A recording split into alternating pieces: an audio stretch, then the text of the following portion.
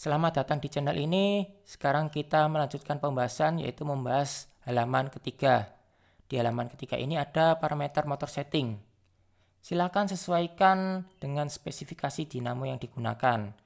Saya harap benar-benar disesuaikan ya, karena konsekuensi paling ringannya sih cuma performa dinamo tidak maksimal.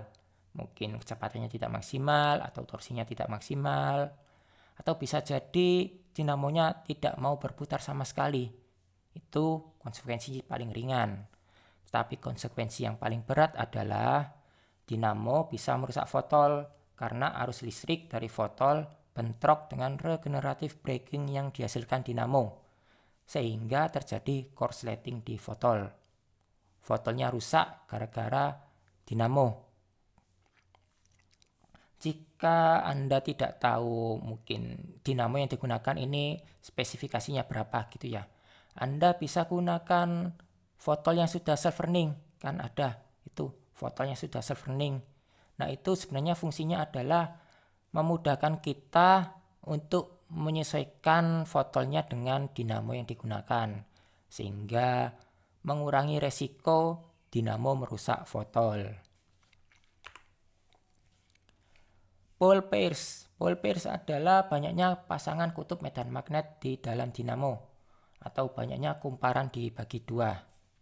Nah, ini silakan disesuaikan pole pair, banyaknya kutub medan magnet di dinamo itu ada berapa banyak.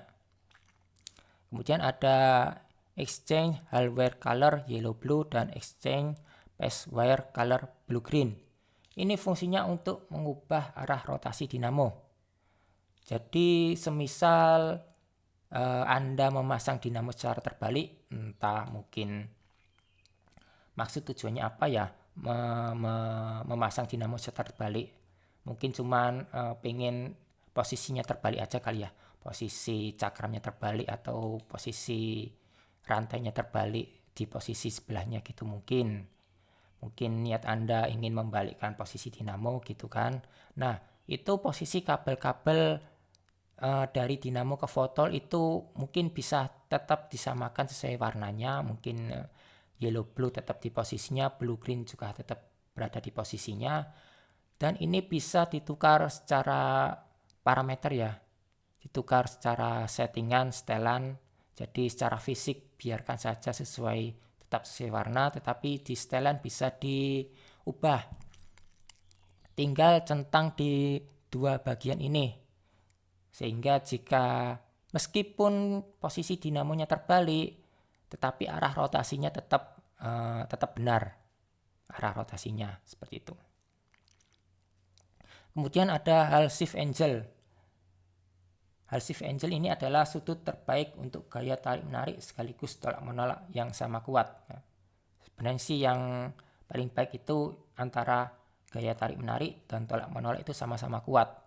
Ibaratnya itu pas di tengah-tengah. Magnet permanennya itu berada pas di tengah-tengah medan magnet. Bukan tarik menariknya aja yang kuat tetapi tolak menolaknya lemah, atau sebaliknya tolak menolaknya kuat tetapi tarik menariknya lemah. Itu justru kurang baik. Yang lebih baik adalah gaya tarik menarik dan tolak menolak itu yang sama-sama kuat. Kemudian di bagian motor type. Motor type ini adalah tipe dinamo yang digunakan. Biasanya untuk BLDC itu pakai surface mount. Jadi magnetnya itu ditempel di permukaan. Sedangkan dinamo induksi atau SRM itu biasanya pakai V-type. Jadi bukan ditempel di permukaan tetapi ditempel di dalamnya. Nah, kira-kira seperti ini. Ini untuk dinamo V-type. Kalau BLDC tentu tidak mungkin bentuknya seperti ini. Jadi untuk BLDC pasti surface mount. Kalau bukan BLDC, nah kira-kira itu apakah seperti ini juga kah di dalamnya? Apakah berbentuk V seperti ini atau tidak? Ada juga yang seperti ini. Ini biasanya ada di Tesla. Jadi magnetnya itu ditanam di dalam, bukan ditempel di permukaan. Selanjutnya ada one line speedometer dan hall speedometer. Nah, gampangnya ya, one line speedometer itu untuk speedometernya canggih, sedangkan hall itu untuk speedometer yang biasa. Mungkin untuk speedometer analog itu pasti pakai hall. Kalau digital belum tentu ya. Kalau digital biasa-biasa saja mungkin masih pakai hall. Tapi kalau digital canggih itu pakai yang one line. Kemudian juga ada moving vehicle booster. Nah, ini kalau saya kasih namanya itu menuntun asis. Kalau sepeda listrik, biasanya sepeda listrik itu ada pedalnya. Nah, berarti itu namanya pedal asis. Jika ingin ada pedal asis, ya silakan dicentang ini. Tapi itu mungkin cuman berguna di sepeda listrik aja ya. Kalau di motor listrik ngapain juga ada pedalnya kan. Seperti itu. Ini beda ya, ini kadang ada orang yang mempersepsikan moving vehicle booster ini adalah boost mode-nya Alfa Servo, padahal bukan. Di part 2 sudah kita bahas bahwa boost mode-nya Alfa Servo itu adalah sport mode, bukan moving vehicle booster. Nah, seperti itu. Kemudian cruise adalah cruise control. Kebanyakan sudah familiar ya dengan apa yang dimaksud dengan cruise control, yaitu menahan kecepatan tanpa kita menarik throttle, itu kecepatannya sudah tertahan ya, itu mungkin seperti itu. Kemudian moving vehicle booster speed ratio ini adalah kecepatan pedal asis, dan moving vehicle booster torque ini adalah ya torsinya pedal asis jika menggunakan mid drive plus gearbox. Seperti itu. Kemudian ada double voltage. Nah, ini saya masih belum melihat contoh sepeda motor yang pakai double voltage ya. Ya, sehingga sih ini sebaiknya dibiarkan saja untuk double voltage.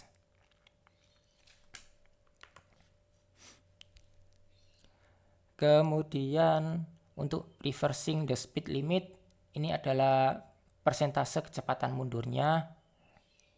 Berarti ya persentase dikalikan speed limit ya, bukan persentase dikalikan bus bar. Kemudian EBS ratio. EBS itu adalah electric braking system, yaitu membantu pengereman mekanik secara elektrik saat rem ditarik. Dan ini juga tidak ada perbedaan saat rem ditarik sedikit maupun banyak. Jadi ya silakan atur kenyamanannya. Kemudian untuk low brake, ini sebenarnya hanyalah sinyal rem untuk cut off set low brake atau high brake. Ya cuman sekedar sinyal aja ya, bukan berfungsi apa. Sebenarnya sih cuman sinyal aja. Kemudian secure boot ini adalah parking mode saat motor baru saja dinyalakan. Nah, mungkin ada yang bertanya-tanya, rate of decline di part 1 udah membahas rate of decline, di part 2 membahas hill descent control, dan di part 3 ini membahas electric braking system. Masing-masing perbedaannya apa sih? Nah, di sini rate of decline itu mengurangi RPM dinamo saat throttle dilepas. Dan ini mirip seperti engine brake pada motor bensin. Hill descent control itu adalah RPM dinamo tidak akan bertambah saat throttle dilepas. Dan ini mirip seperti mengaktifkan cruise control saat turunan, tapi yang ini pasti langsung otomatis aktif. Dan terakhir itu electric braking system adalah mengurangi RPM dinamo saat rem ditarik untuk membantu pengereman mekanik, tetapi ini secara elektrik. Nah, sebenarnya ketiga-tiganya itu sama-sama pasti akan regenerative braking. Bukan hanya EBS saja, seringkali tukang itu menganggap regenerative braking itu hanya mengatur EBS, tetapi tidak. Regenerative braking itu bisa dari 3 setelan ini, rate of decline, HDC, dan EBS. EBS itu bukan hanya sekedar regenerative braking, tapi sebenarnya fungsinya adalah mengurangi RPM dinamo saat rem ditarik. Fungsinya untuk membantu pengereman mekanik secara elektrik. Rekomendasi setelan untuk Polytron Fox R, karena saya punyanya Fox R ya. Yang rekomendasi saya untuk pertama adalah over voltage. Di sini mungkin speknya dikasih angka 84 saja supaya tidak terjadi over region break. Kemudian untuk bus bercurrent kasih angka 70 karena kapasitas kabel AWG 8 adalah 70 ampere. Ya, jadi di Fox R itu menggunakan kabel AWG 8 di dalamnya dan kapasitasnya itu 70 ampere. Jadi speknya kasih angka 70 saja, jangan 100 ya. Kalau 100 nanti kabelnya yang rusak. Jadi 70 saja. Rate of rise dan rate of decline. Nah, ini saya kasih nilai yang tengah-tengah seperti tadi 125 dengan 100. Nilai tengah-tengahnya ya supaya tidak boros-boros amat dan juga tidak lemot-lemot amat untuk tarikannya, termasuk deselerasinya juga ya regenerative brakingnya dapat, tapi juga masih nyaman digunakan. Kemudian untuk HDC, speknya ini HDC dimatikan saja ya, karena sepertinya bug atau unsupported, jadi malah tidak berfungsi apa-apa, malah menjadi speed limit, jadi matikan saja. Kemudian untuk 3 speed mungkin bisa dilewati, diabaikan. Kalau pakai 60 ya bisa sih untuk persentase midnya itu dipakai 100. Tapi di sini mungkin speknya biarkan saja seperti ini untuk 60 karena bus berkarnya kan tadi sudah 70. 60%-nya dari 70 itu adalah 42. Kemudian baterainya itu 72 volt. Sehingga jika dikalikan 42 kali 72 itu ya 3 kW seperti spesifikasi dinamonya kan Polytron Fox R pakai 3 kW. Terakhir untuk soft start enable ini matikan saja. Fitur soft startnya matikan saja supaya terasa responsif. Tarikannya responsif ya, tidak lemot. Tuh. Untuk cruise silakan diaktifkan jika ingin ada cruise. Lalu di bagian port ada beberapa port yang bisa di setting. Misalkan PC15, biasanya PC15 ini kebanyakan pilih cruise with lamp home. Jadi jika di halaman 3 tadi mengaktifkan cruise, maka di port ini, port PC15 bisa pilih cruise with lamp home. Kemudian di PA15 tombol mundur reverse set ini PA15 bisa centang saja SW-nya. SW-nya dicentang. Atau mungkin bisa juga dibikin lain, mungkin mundurnya itu cuma tekan tombol saja, nggak perlu tarik-tarik throttle. Mungkin kan ribet ya. Lebih simpel kalau mundurnya tekan tombol, maju ke depannya pakai tarik throttle kan lebih simpel. Itu juga bisa juga. Kemudian untuk nah ini beberapa yang dipromosikan biasanya itu lepas parking mode ya, keluar dari parking mode itu pakai tarik rem, pakai tarik tuas rem itu langsung hilang park mode-nya. Itu bisa dengan cara di situ dipilih O ya. Kemudian di PD15 ini juga biasanya sih tukang-tukang itu mencentang SW. Sebenarnya saya tidak menyarankan ya, karena SW jika SW ini dicentang itu ibaratnya setiap throttle dilepas itu mengaktifkan ABS. ABS-nya aktif. Ya, jadi mungkin gara-gara itu para tukang-tukang itu bilangnya ABS itu regen brake, ABS itu regen brake. Padahal regen brake itu tidak hanya dari ABS. Seperti yang saya jelaskan tadi ya, bisa jadi rate of decline, HDC, seperti itu. Tidak hanya dari ABS. Jadi ya kan ada beberapa orang yang tidak nyaman. Tidak nyaman jika regen brake-nya ABS-nya tinggi, regen brake-nya kan pastinya tinggi kan. Saat lepas throttle juga langsung hard brake. Itu beberapa orang pasti tidak nyaman. Kalau tidak nyaman ya sebaiknya di bagian PD15 SW ini dihilangkan saja centangnya. Jadi ya saat lepas throttle itu tidak mengaktifkan ABS, jadi tidak akan ngerem terus kan gitu. Seperti itu. Biarkan mungkin regen brake-nya aktifnya dari rate of decline. Jadi rate of decline itu bisa digunakan untuk regen brake ringan.